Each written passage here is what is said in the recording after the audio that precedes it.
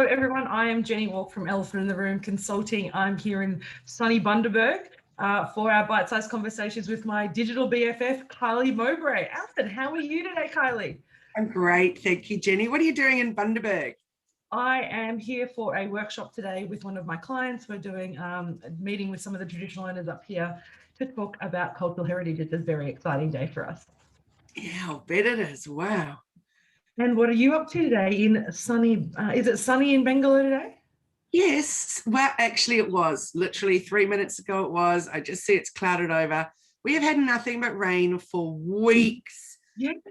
Heavy storms and all kinds of things. Like the internet has been a nightmare. And it's just reminded me how frustrating it is when you run an online business in Australia. Because our internet is just so unreliable. It's incredible. I had a funny story about that, Kylie, and Kylie, I didn't introduce you. Kylie is from the amazing Hello Media, and so we're very excited. That's why she's my digital BFF. I remember a time when I was in Tallinn a couple of years ago, pre-COVID lockdowns and all those things, and we were in Tallinn, in Estonia, which, having never been there, we're like, what are we going to expect in Estonia? And we're wandering around in Tallinn, and we asked somebody, said, oh, look, is there Wi-Fi here? And they said, it's Tallinn, of course there's Wi-Fi. We were like, are you kidding me? Because you can't get Wi-Fi in the middle of the street in Brisbane, but apparently everywhere in Tallinn, in the CBD, there is free Wi-Fi. So we were just free Wi-Fi even. Yeah, free Wi-Fi everywhere. And we're just like, that's pretty funny that we can't get reliable internet here in Australia yet. Central Europe, Wi-Fi is perfect. Wow. So we have the NBN. I pay, top dollar for the best and most I can possibly get, and yet still. And same with us. Funnily enough, I won't tell you who my provider is, but I've got the top, what I thought was the kind of biggest NBN package with my provider. And someone called me and said, oh, look, do you want to go on the business package? And I said, well, what's the difference between the business package and the package that I'm on? Is because it was twice the price. And so I'm still paying a decent amount of money, but this was twice that. And he said, oh, well, because I said, I'm on the commercial or the public one. He's like, oh, that's crap. And he'd used a different word on my phone call with him. He's like, no, you need to go on the business plan because basically we prioritize you with a 2-hour turnaround. If there's any issues, you get prioritized, you get, ahead of everybody else on the bandwidth. And I just went, are you kidding me? I'm already spending a fortune on NBN through you, but you want me to go on this business plan so that then I can guarantee that I will get served within 2 hours. And I was like, wow. So shocking. It is incredible. Yeah. Mm-hmm. Market, right? Yeah. And, particularly when we have windy days, the internet's terrible. It's like, come on. It's just the most frustrating thing. So on that note, our topic of the day is all the things that you all the things that are the must-haves for your website. So we've recently been, well, actually there's still a very, very, very long way to go, but we're updating our website because we're launching new packages and programs and all kinds of things. And so that's been an interesting experience while we've been having these blackouts, because as you know, I'm a big fan of Shopify. And one of the things about Shopify is it's not like Canva or Google Docs or something where you actually don't need to press save, because it's all with Canva, it's just automatically saving. It's all in the cloud and everything. For whatever reason, Shopify haven't gone to that level. And so we have to press save with every page and everything. So of course, I've been having endless internet dramas. We've had a number of blackouts in the last few weeks. It's like, so I have lost pages and things as I have been creating, which has been like a nightmare for me, because I'm a WordPress girl, so I use WordPress and so even it does a draft save. Like you may not do a full save, but it does a draft save, so you pretty much I might lose a sentence if the internet goes down, but I will never lose the whole page. So that's like a nightmare for me. So that is good. And I must say there is a bit of a drafty save sort of a thing going on, but certainly what I've needed has not been good, which has been frustrating. So yeah, the frustrations of technology this week have been enormous. And then I just had sent you a little message earlier about watch party finishing.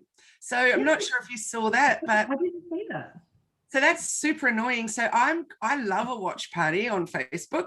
So for example, you know that with these, then so we go live to the Hello Media Facebook group, and from there you can watch party it over to your page or your personal, and we watch party it onto my personal. Yep. And so I do a lot of that. And so when I find, particularly my Facebook guru, Mari Smith, who is the queen of Facebook, and I just love her to bits, when I find things where she's doing a live and talking about the latest changes and things like that, I'll watch party it into the Hello Media Facebook group, for example. That's what we love about you, because you're sharing that knowledge that we wouldn't even know exists. That's right. And now no more watch party. I'm so disappointed. And so what often happens with Facebook is they make these bold, sweeping changes. It's either because not enough people are using it, they can't monetize it, or something like that.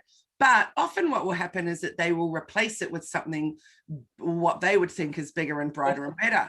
But I get so frustrated with that sometimes. It's like, how about you just leave us with what we like, what we're using? Is that just showing my age that I just am like getting resistant to change? Because it asks the question. So when we always talk about, and you and I have talked about this a lot, if you want to make change in business or you want to reach out to find out how things are working, you go out to your customers and you ask them, what do you like? What don't you like? What's worked well for you? How did you find that process? Did you get what you thought you wanted? We have a lot of conversation and communication with our clients.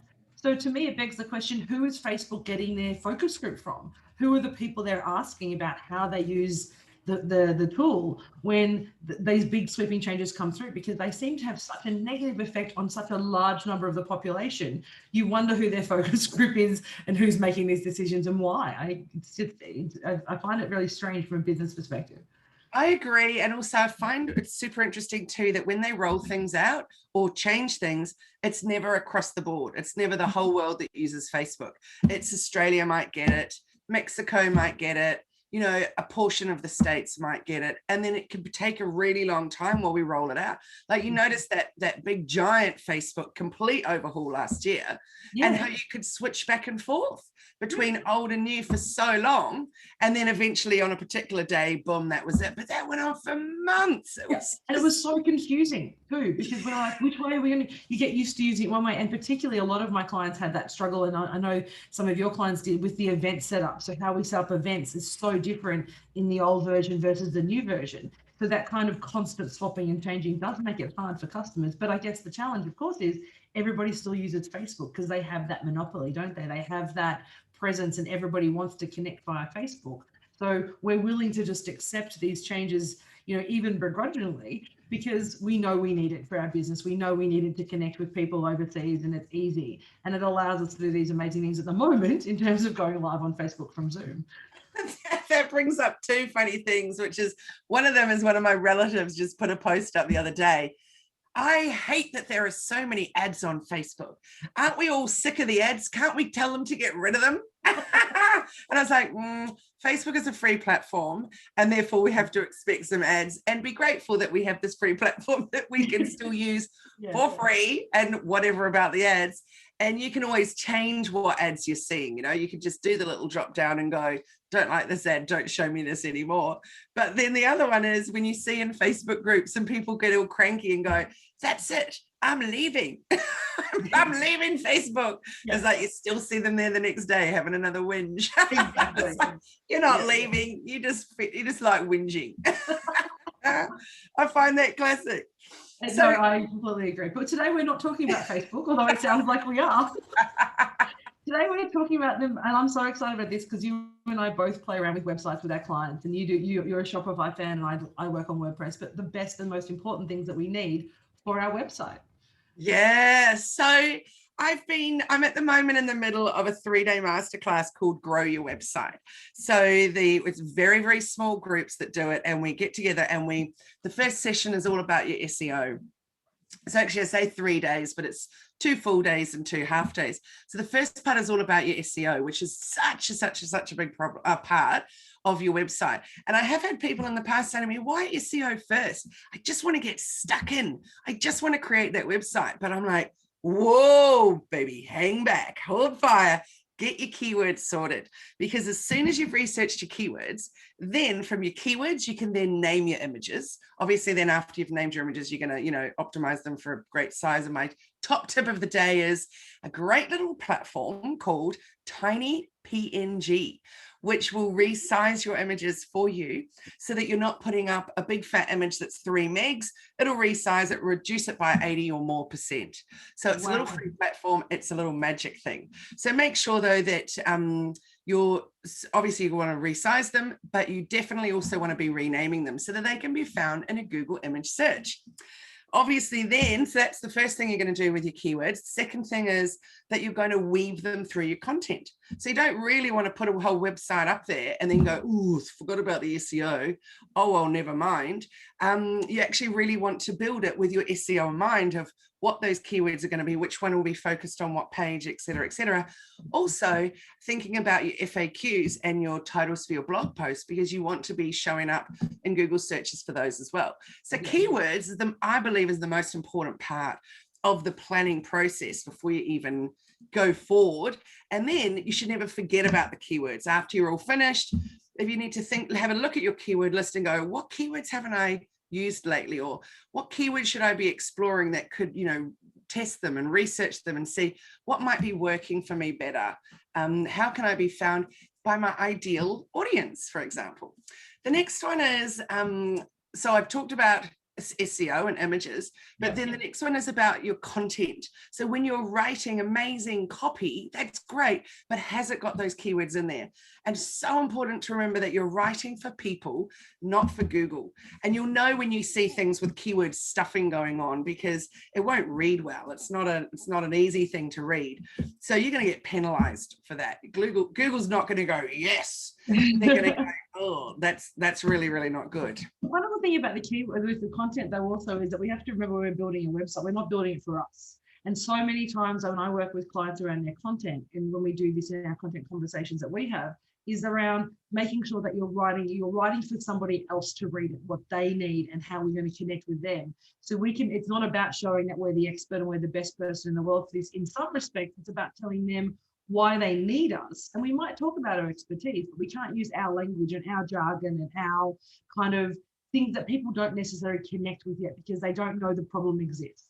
So for me, writing, when you're doing it, we need those SEO and the keywords in there, but we also need to write for our clients, not for us.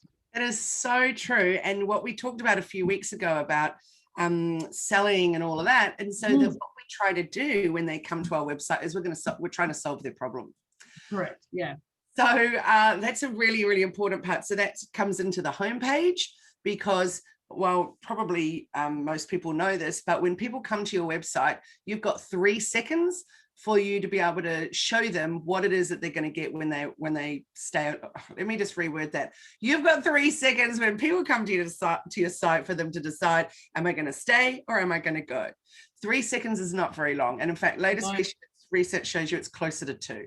So that is intense. So if you think about your own website, you land there and go 1, 2, 3, what have people actually seen in that time? So that above the fold section that they arrive at is so important to absolutely nail that in those 3 tiny, tiny little seconds. And then if they decide to stay on and explore, that's a wonderful thing. But what are they going to find? So what are your call to actions? So split testing is incredibly important, particularly when it comes to your call to action buttons. So when you think about on your homepage, do you have a button that says learn more? Or do you have a button that says explore? Or do you have a button that says shop now? Or click here? What are those buttons? There's no right or wrongs, because everybody's got a different website and everybody's got different visitors, etc. But testing those buttons over time and changing them up and seeing who clicks on what buttons and where are they in the site. So it might be a case of changing the color of the buttons or changing the language of the buttons or the size of the buttons, but definitely important that you always are having another little look at what's working, what's not working, what can I change, what can I improve. Yeah. So that's all coming around, about the design and the layout and also around the content and all of that. But my next top tip of the day is about blogging. And you and I talk about this so much, but because I'm a big believer in write one great piece of content for your blog and then you can repurpose it for your newsletter, for your social media, and for all of that. But there's another great purpose for a blog, and that is for your SEO. So when you've got, say, for example, I'm not offering Instagram services. Of course, I offer Instagram as part of the whole digital marketing coaching package and the group coaching, etc. But I'm not teaching just Instagram. Well, from time to time I am, but as a general rule, that is a core deal. that's exactly right. But I definitely need, it's important though, that if people are Googling, I need help with my business Instagram account, that I would show up. So making sure that that happens by writing blogs about that topic.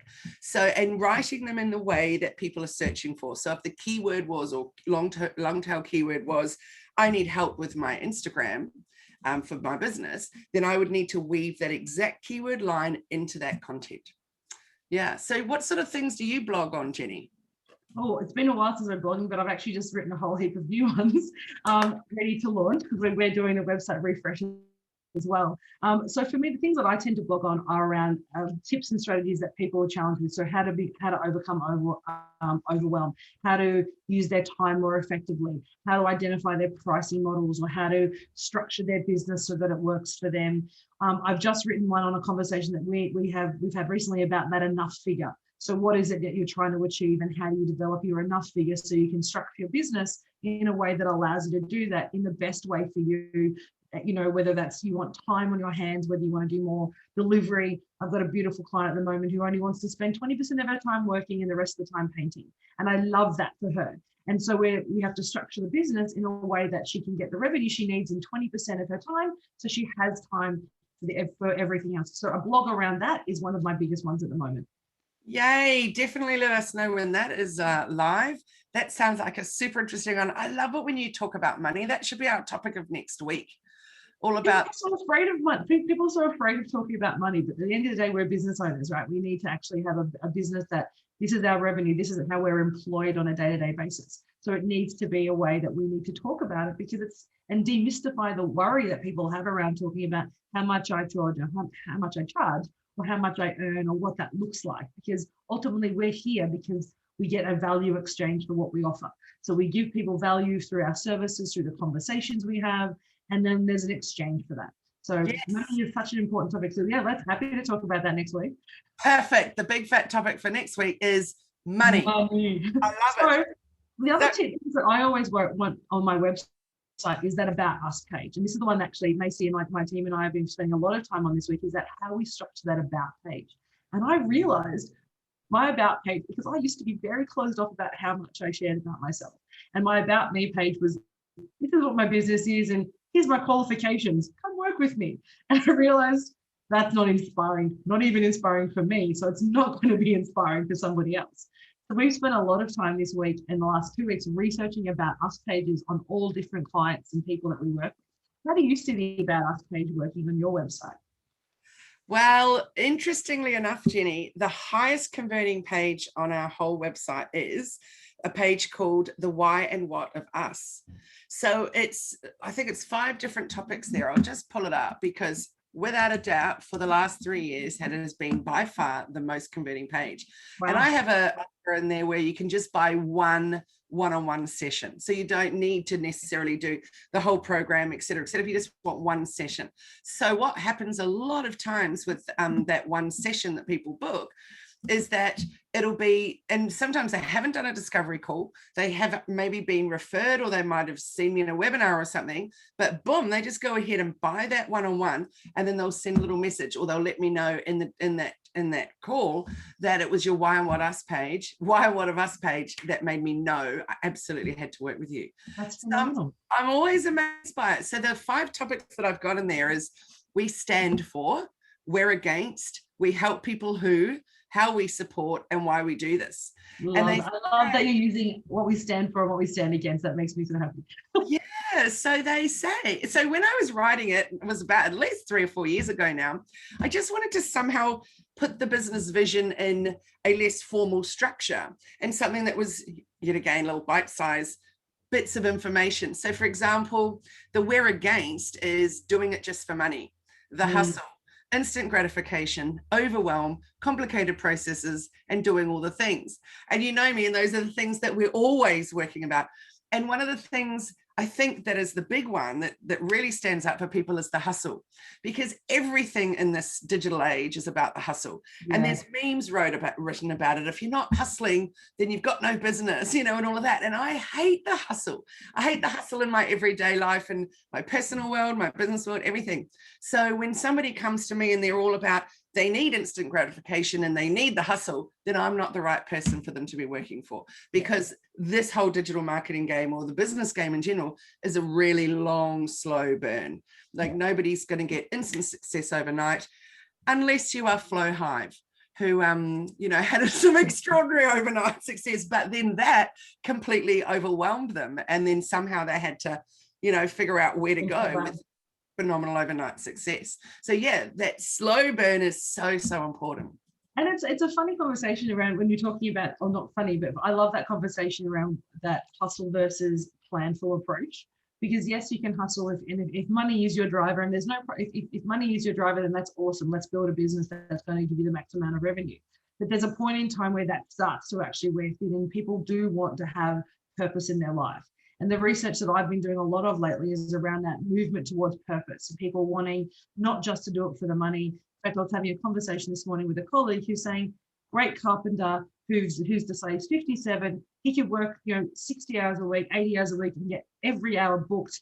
But he's decided he wants to earn just enough to cover his bills, a little bit extra, and then he wants to go fishing the rest of the time. And I love that for him, because it gives him this opportunity, and he's creating his business around what his purpose is. And I think people are wanting to connect that more and more. And it's not just about earning millions of dollars. It's not just about converting and having this huge bank account, although that sounds nice for sometimes. But really, I like that balance. I like saying, why am I doing this? And I love that idea of what I stand for and against, because that people resonate with that so strongly. Yeah, absolutely. So the About Us page, I've split that into 3 on our website. So we have the About Kylie, we have about the team, and then we have what we stand for, you know, the why and what of us. But then we also have another page which is all about how we pay it forward. So the different, my husband and I run a not-for-profit on the side, and other little bits and pieces where we do voluntary work, etc. Because I think that also is a big part of deciding who you want to work for, who you want to work with, is knowing what else they do out there that's for the greater good. So it's not just about, you know, the next holiday for ourselves. It's also about how we're helping others. So that's an important thing. So I'm not saying that's what everybody needs to do, but certainly thinking about what are the parts of you behind the scenes that is really important, that will help people to resonate with you or decide they want to buy from you or work with you. What is it that you want to share? And that's what people find, you know, if they're coming off a discovery call, or they've seen us at an event like this, they've listened to the podcast, or they've watched a Facebook Live or seen a post, they're coming to your website to get more information about you, to decide whether they're going to trust or like you, to decide whether you can provide them the services. So we've talked about that homepage and call to action and SEO and the blogs. We've talked about us. What's another page that you think is really important on your website? It's actually not a page. It's not a page. It's your social media icons. So that, because you'll be amazed, Jenny, when you actually start looking for those, how often you can't find them. I do that quite often, and it's very frustrating. Yes, it is. So for example, I go to a website and I think, okay, I'm not ready to buy yet, or I'm not ready to work with this person yet, but I want to keep in touch with them. I want to just, you know, keep on the peripheral so I know what's happening, so that when the time is right, I can get in. So firstly, we'll talk about the email side of it in a moment, but we really want to be able to then go and follow them on Facebook or on Instagram or on LinkedIn or wherever it is that you want to connect with them. And when you can't find those icons, you just assume they don't have any. So then you go looking around their website and you realize they haven't done a blog post since 2015. There's nowhere to sign up to their email, and there's no social media links. So is that even a business still happening, as it's been 6 years since they blogged? So it's really important that there's current content on there that is dated, so that we know that it's fresh and it's new and it actually is legitimate. And then links so that we can continue on that customer journey by following them on their socials and keeping up with what's going on. And there's nothing more frustrating than a social media link that doesn't work. the amount of times I've been in business coaching sessions, and I do some work with the Queensland Government for the Mental for Growth program. And one of the first things I often do when we're doing these short bite-sized coaching sessions is I check their social media links out, and I check all the links on their website, because they're coming for some really simple bite-sized coaching.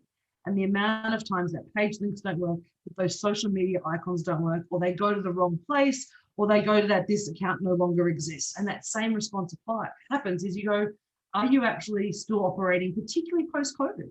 At the moment, there's so many businesses that have pivoted and changed that when you can't connect them through and see what they're doing, then you assume that they've actually closed down, and that's so difficult for businesses to continue to grow when they don't think about those communications and customer journey and how I'm going to interact with you online. Yes, absolutely.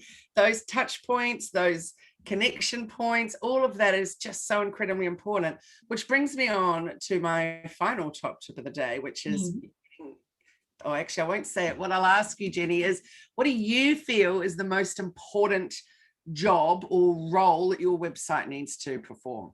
You and I are on the same page with this, pardon the pun. It's the email collection. It's really about, we want their email address, we want them to like them, we want them to like us, so they give us their email address in exchange for something, so that we can then connect with them on a long-term basis. So they step in that door and say, hey, welcome to the family, with their email address. So contact us page, so important on any website, or not just contact us page, any opportunity to collect their email.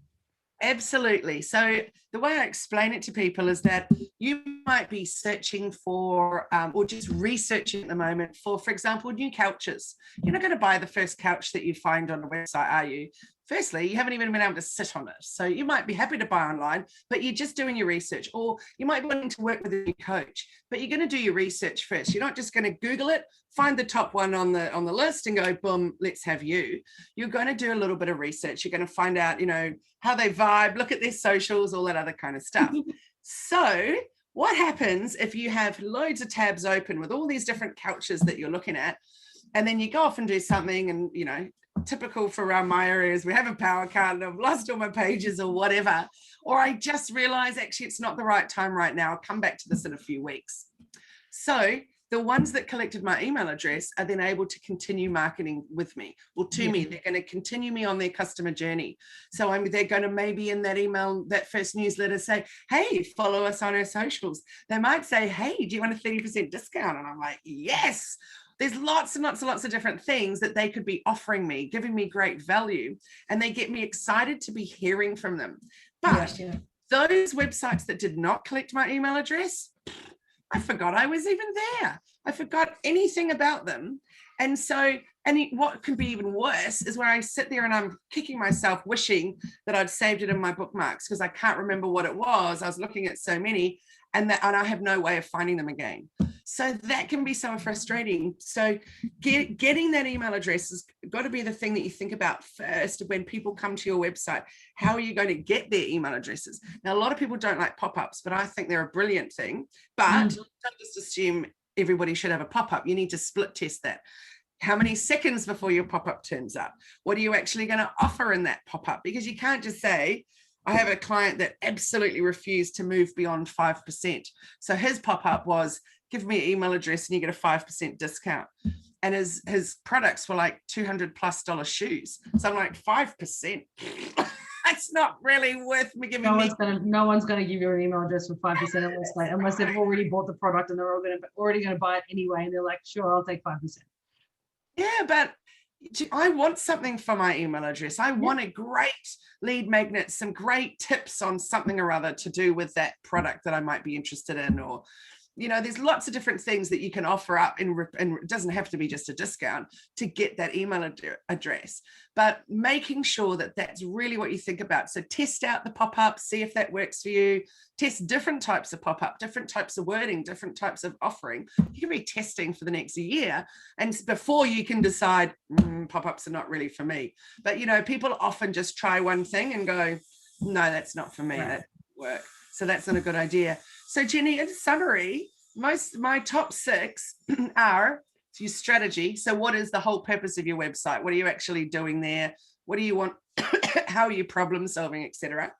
The next one is images. So making sure that they're optimized, that they're not huge and going to slow down your site and all of that, that they've got keywords in there.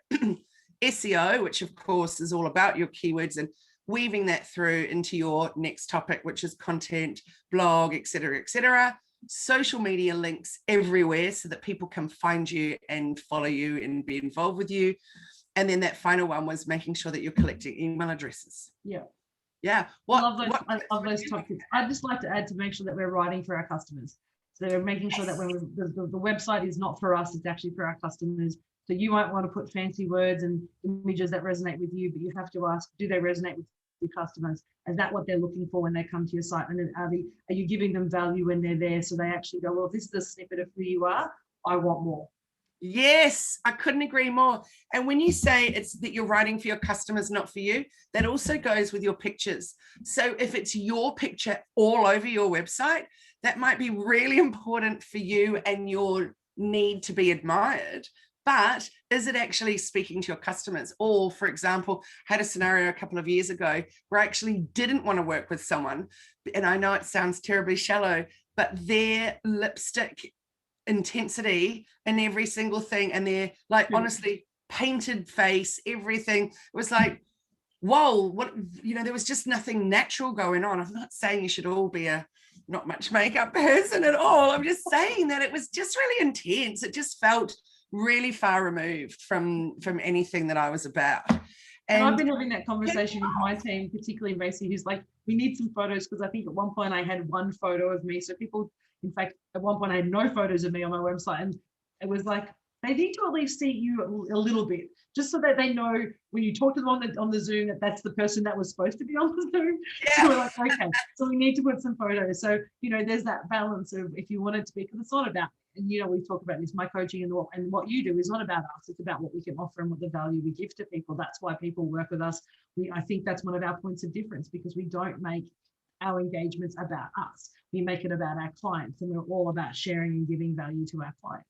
So that's been my biggest struggle, is how do we balance those images and show up in that way, particularly from a visual perspective, because I'm not a huge, let's plaster my photo across the website. That's like a nightmare for me. I totally agree. It's so important to actually have you there, though, so we know who we're dealing with. And then I was about to say, make sure that it is a current photo, because there's nothing worse than seeing a photo and then getting on a Zoom with them and going, I don't even recognize you. That literally was like, I've done that before, and it's so disconcerting. It's just like, what just happened? Are you the same? Like, particularly men who have aged over time, and the photo on their website was there when they were mid to late 30s, and now they're in their mid to late 50s, and it's a different look. But I just realized, I'm sure that all my photos have done at least in the last 6 years or more. So I really should do a new shoot. Yeah.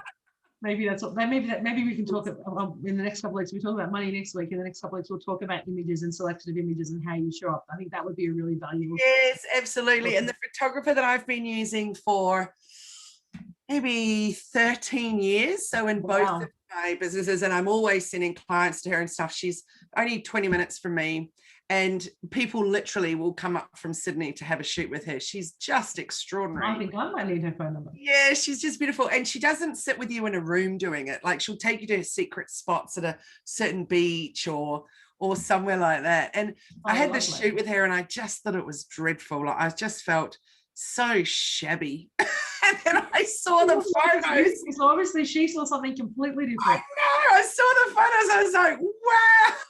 That's amazing. She just has a magical way with light that is just absolutely beautiful. So I've really learned a lot of tips over the years about that. And what I love is that she doesn't, it's like, I always would feel awkward if I had a shoot and we were sitting in a room and it was all very stark and it didn't feel like me, whereas I love the fact that we could get out there and sit in the park or something. That just that feels immediately a little more natural. So yeah, that's a good one, Jenny. We should do that in a few weeks. That sounds cool. Thank you. I've learned so much. In fact, I'm sitting here thinking, do I have these 5 tips? I'm going through them, and I think my team and I will be in the next day or two making sure we've ticked these boxes, particularly that tiny PNG. I think that's a great tip. I've used a couple of other image reducers, and I'm just not, or image optimizers, sorry, as they call them, and not as entirely happy with them. But I'm loving that idea of tiny PNG as a way of making sure, because there's nothing worse than having a beautiful image that takes 7 minutes to load. So it's like, I don't have that time. It's not up there when I'm there. It's like, what am I waiting for?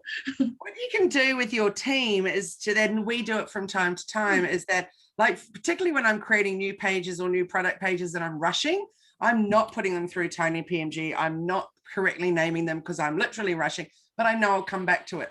So what we'll do from time to time is just get in there, just, pull the images through and replace those images, make sure they're named, and that they have been resized, which is great tip. Cool.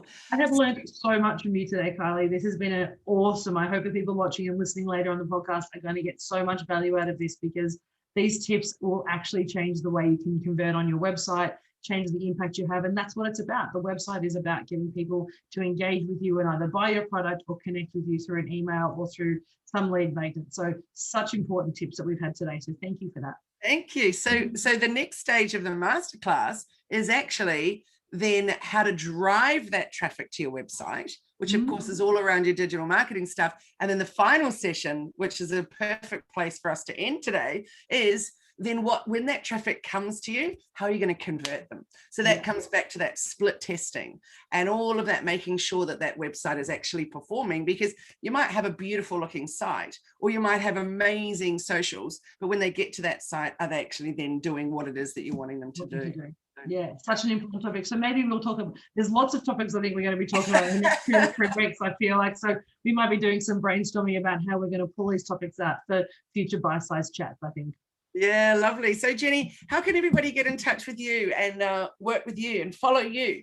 Follow me. Easiest way to follow me is through my socials. So at EllisInTheRoomAU on Instagram and Facebook. I'm also on LinkedIn at Jenny Walk, or you can come to the website, EITRconsulting.com. Great. So and what about you, Kylie? hellomedia.team for the website and for Instagram, and hellomedia.dreamteam for Facebook, and of course my Facebook group Hello Media, and our YouTube channel, which has just been growing super fast, which is amazing, and that is also Hello Media Team. So next week I'm excited, Jenny, we'll be talking about the topic of money, and perhaps we can also talk about how you price. So yes. I love to talk about pricing of products and how you work out all of that, but it would be great also to talk about how you price yourself if you're a service-based business, and how you work that out.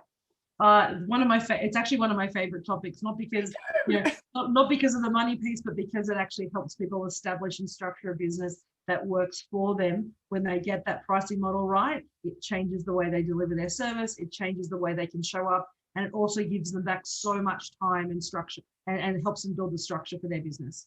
I couldn't agree more. And so often I feel that when people price correctly and they're actually paying themselves what they're worth, they actually sell a whole lot more. 100%.